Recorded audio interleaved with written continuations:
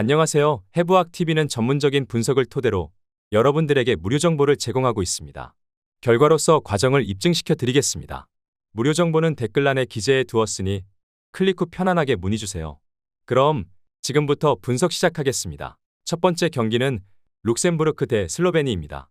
먼저 룩셈부르크는 최근 5경기에서 1승 2무 2패의 성적을 기록하며 2025년 3월 23일 스웨덴과의 친선 경기에서 1대0 승리를 거두었습니다. 그러나 3월 26일 스위스와의 경기에서는 1대3으로 패배하였습니다. 홈 경기에서는 상대적으로 안정적인 모습을 보이고 있으며 2024년 11월 16일 북아일랜드와의 경기에서는 2대2 무승부를 기록하였습니다. 이어서 슬로베니아는 최근 5경기에서 2승 2무 1패의 성적을 보였습니다. 2025년 3월 21일 아일랜드와의 유럽 네이션스 리그 경기에서는 4대0 승리를 거두었고 3월 24일 슬로바키아와의 경기에서는 1대0 승리를 거두었습니다. 슬로베니아는 최근 상승세를 보이며 공격과 수비 모두 안정적인 모습을 보이고 있습니다. 종합적으로 볼 때 슬로베니아는 최근 상승세와 상대 전적에서 우위를 점하고 있으며 룩셈부르크는 홈 경기에서의 안정적인 모습을 보이고 있지만 상대의 강력한 전력을 극복하기에는 어려움이 있을 것으로 예상됩니다. 두 번째 경기는 헝가리 대 스웨덴입니다. 먼저 헝가리는 최근 5경기에서 1승 1무 3패의 성적을 기록하며 부진한 모습을 보였습니다. 특히 2025년 3월 20일 열린 터키와의 경기에서는 1대3으로 패배하였고 3월 23일에는 0대3으로 패하며 네이션스 리그에서 강등되었습니다. 공격력과 수비 조직력 모두에서 개선이 필요한 상황입니다. 이어서 스웨덴은 최근 5경기에서 4승 1패의 성적을 기록하며 상승세를 보였습니다. 2025년 3월 25일 열린 북아일랜드와의 친선 경기에서는 5대1로 대승을 거두었고 3월 22일에는 룩셈부르크를 1대0으로 이겼습니다. 공격진에서는 알렉산더 이삭과 빅토르 괴에레스를 중심으로 활발한 공격을 펼치고 있으며 수비에서도 안정적인 모습을 보이고 있습니다. 양 팀의 최근 맞대결에서는 스웨덴이 우위를 점하고 있습니다. 2016년 11월 15일 열린 친선 경기에서는 스웨덴이 2대0으로 승리하였으며 2011년 9월 2일에는 헝가리 원정에서 2대1로 승리한 바 있습니다. 전체 맞대결 기록에서도 스웨덴이 7승 1무 1패로 우세를 보이고 있습니다. 종합적으로 볼 때 스웨덴은 최근 경기력과 상대 전적에서 우위를 점하고 있으며 헝가리는 홈 경기에서의 부진이 이어지고 있습니다. 따라서 스웨덴의 승리가 예상됩니다. 세 번째 경기는 스코틀랜드 대 아이슬란드입니다.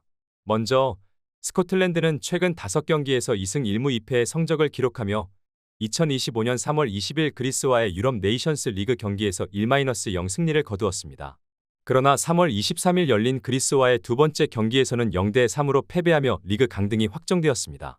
이러한 결과에도 불구하고 스코틀랜드는 홈 경기에서 강한 모습을 보였으며 아이슬란드를 상대로도 우위를 점할 것으로 예상됩니다. 아이슬란드는 최근 5경기에서 1승 1무 3패의 성적을 보였습니다. 2025년 3월 20일 열린 코소보와의 경기에서는 1대2로 패배하였고 3월 23일에는 1대3으로 패하며 리그 강등이 확정되었습니다. 아이슬란드는 원정 경기에서의 부진이 이어지고 있으며 스코틀랜드와의 맞대결에서도 어려움을 겪을 것으로 보입니다. 종합적으로 볼 때 스코틀랜드는 홈 경기에서의 우위를 바탕으로 아이슬란드를 상대로 승리를 거둘 것으로 예상됩니다. 아이슬란드는 원정 경기에서의 약점을 극복하기 위해 노력해야 할 과제가 있습니다. 네 번째 경기는 폴란드 대 몰도바입니다. 먼저 폴란드는 최근 2026년 피파 월드컵 유럽 예선에서 리투아니아와 몰타를 상대로 연승을 거두며 상승세를 보였습니다. 그러나 바르셀로나 소속의 공격수 로베르트 레반도프스키는 이번 경기에서 제외되어 공격진의 변화가 예상됩니다. 그럼에도 불구하고 인터밀란의 미드필더에 피오트르 지엘린스키와 같은 핵심 선수들이 팀을 이끌고 있습니다. 이어서 몰도바는 2026년 월드컵 예선에서 노르웨이에게 0대5로 패배하고 에스토니아와는 2대3으로 아쉽게 패하며 수비 불안을 드러냈습니다. 공격수 이온 니콜라에스크는 몰도바의 주요 공격수로 주목받고 있지만 팀 전체적인 경기력은 폴란드에 비해 뒤처지는 상황입니다. 종합적으로 볼 때 폴란드는 홈 경기에서의 우위를 바탕으로 몰도바를 상대로 승리를 거둘 것으로 보입니다. 몰도바는 수비 조직력의 문제를 해결해야 할 과제가 있으며 폴란드의 강력한 공격진을 막기에는 어려움이 있을 것으로 예상됩니다. 여러분 영상은 잘 보고 계신가요? 오늘도 여러분들을 위한 하루가 되었으면 좋겠습니다. 영상이 끝나면 좋아요와 구독 부탁드리겠습니다. 이어서 바로 진행해 볼게요. 다섯 번째 경기는 아일랜드 대 세네갈입니다. 먼저 아일랜드는 최근 5경기에서 3승 1무 1패의 성적을 기록하며 상승세를 보였습니다. 2025년 3월 20일과 3월 23일 열린 불가리아와의 유럽 네이션스 리그 경기에서 각각 2대1 승리를 거두며 리그 강등을 피했습니다. 그러나 이번 친선 경기에서는 주전 수비수인 세이무스 콜먼과 공격수 샘미 스모딕스가 부상으로 제외되어 수비와 공격에서의 불안 요소가 존재합니다. 이어서 세네갈은 최근 20경기에서 무패 행진을 이어가며 강력한 전력을 과시하고 있습니다. 2025년 3월 25일 열린 부르키나파소와의 경기에서는 1대0 승리를 거두었으며 3월 28일에는 말라위를 1대0으로 이겼습니다. 세이두 마네를 비롯한 유럽 리그에서 활약 중인 선수들이 팀에 합류하여 공격과 수비 모두 안정적인 모습을 보이고 있습니다. 종합적으로 볼 때 세네갈은 최근 경기력과 선수 구성에서 우위를 점하고 있으며 아일랜드는 주요 선수들의 부상으로 어려움을 겪고 있습니다. 따라서 세네갈의 승리가 예상됩니다. 6번째 경기는 노르웨이 대 이탈리아입니다. 먼저 노르웨이는 최근 A매치에서 안정된 수비력과 직선적인 공격 전개를 바탕으로 좋은 흐름을 이어가고 있습니다. 특히 예선 2경기 모두 승리를 거두며 자신감을 얻은 상태로 홈경기라는 점에서 더욱 유리한 입장에 서 있습니다. 팀 전반적으로 피지컬과 활동량을 앞세운 중원 장악력이 강점이며 세트피스에서도 강한 면모를 보여주고 있습니다. 이어서 이탈리아는 이번 경기가 예선 첫 경기인 만큼 경기 감각이나 조직력에서 일부 실험적 요소가 나올 수 있습니다. 다만 네이션스리그와 유로 예선 등 유럽 무대에서 꾸준히 높은 성적을 올려온 전통 강호답게 전반적인 전력은 여전히 탄탄합니다.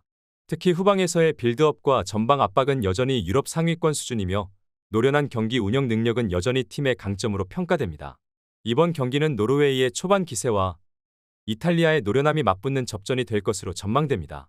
경기 초반에는 노르웨이의 활동량과 홈 분위기를 앞세운 공세가 이어지겠지만 이탈리아는 점차 중원에서 주도권을 되찾으며 안정적인 경기 운영을 할 것으로 보입니다. 다만 득점력 면에서는 양팀 모두 확실한 차이를 만들어내기는 어려울 것으로 예상되어 무승부 가능성도 배제할 수 없습니다. 7번째 경기는 체코 대 몬테네그로입니다. 먼저 체코는 전통적으로 조직적인 수비와 강한 중거리 슈팅과 세트피스에서의 집중력을 무기로 유럽 중상위권 전력을 유지하고 있는 국가입니다. 최근 A매치 성적도 안정적인 흐름을 보이며 특히 홈에서는 실점이 적고 효율적인 경기 운영이 돋보입니다. 이번 예선에서도 2경기 모두 실점 없이 승리를 챙기며 수비적인 안정감과 효율적인 공격 전개를 동시에 보여주었습니다. 이어서 몬테네그로는 체코에 비해 유럽 내 위상은 낮지만 최근 A매치에서의 성과를 바탕으로 꾸준히 성장 중인 국가입니다. 이전보다 안정된 수비 조직력과 빠른 역습 전개가 강화됐으며 결정적인 순간 집중력을 보여주는 팀입니다. 특히 이번 예선 2경기에서는 전후반을 잘 나누며 체력 분배와 수비 집중력이 돋보였고 체코와의 맞대결에서도 밀집 수비와 날카로운 역습을 노릴 가능성이 높습니다. 전술적으로는 체코가 점유율을 가져가고 주도권을 쥐는 가운데 몬테네그로는 수비 후 역습으로 응수할 전망입니다. 체코는 세트피스와 중거리 슛을 적극 활용할 것으로 보이며 몬테네그로는 수비 라인을 내리면서 상대의 공간을 차단하고 속공으로 한 방을 노릴 것입니다. 전체적으로 팽팽한 양상 속에서 체코가 홈의 이점을 살려 근소하게 앞설 가능성이 큽니다. 8번째 경기는 에스토니아 대 이스라엘입니다. 먼저 에스토니아는 전통적으로 유럽 내 약체로 분류되지만 최근 몇 년간 수비적인 조직력을 바탕으로 서서히 경쟁력을 갖춰가고 있는 팀입니다. 이번 예선에서는 첫 경기에서 패했지만 2번째 경기에서는 끈질긴 수비와 집중력 있는 경기 운영으로 귀중한 승리를 챙기며 분위기 반전에 성공했습니다. 특히 홈에서는 견고한 수비 블록을 기반으로 상대에게 기회를 많이 허용하지 않는 운영이 강점입니다. 최근 A매치에서도 수비에 치중한 현실적인 전술을 유지하며 실점 억제의 성과를 내고 있습니다. 이어서 이스라엘은 전통적으로 공격적인 색채가 강한 팀으로 빠른 전환과 날카로운 측면 공격을 기반으로 한 전술이 특징입니다. 특히 지난 네이션스리그와 유로 예선에서도 일정 수준 이상의 공격력을 유지하며 중하위권 국가들을 상대로는 꾸준히 승점을 쌓아왔습니다. 최근 A매치에서도 골 결정력은 좋았으나 수비에서의 불안정한 모습이 자주 노출되며 안정감 면에서는 다소 아쉬움을 남기고 있습니다. 결국 경기의 흐름은 첫 득점이 어느 팀에 돌아가느냐에 따라 크게 달라질 수 있습니다. 수비가 강한 에스토니아와 공격의 강점을 보이는 이스라엘 간의 대조적인 스타일이 부딪히는 경기로 다득점보다는 신중한 흐름 속에 한두 번의 결정적 장면이 경기 결과를 좌우할 것으로 보입니다. 스포츠 토토를 처음 접해서 어떻게 해야 할지 모르시는 분, 스포츠 토토를 좋아하지만 승률이 낮아 고민이신 분, 경기 시작 전 분석 자료 확인은 필수이고 좋은 정보력이 수익의 80% 이상을 차지합니다. 수익을 위해서 이상한 곳에서 귀한 돈 날리시지 마시고 여러 유튜브에서 좋은 정보 얻어가시길 바라겠습니다. 오늘도 시청해주셔서 감사합니다.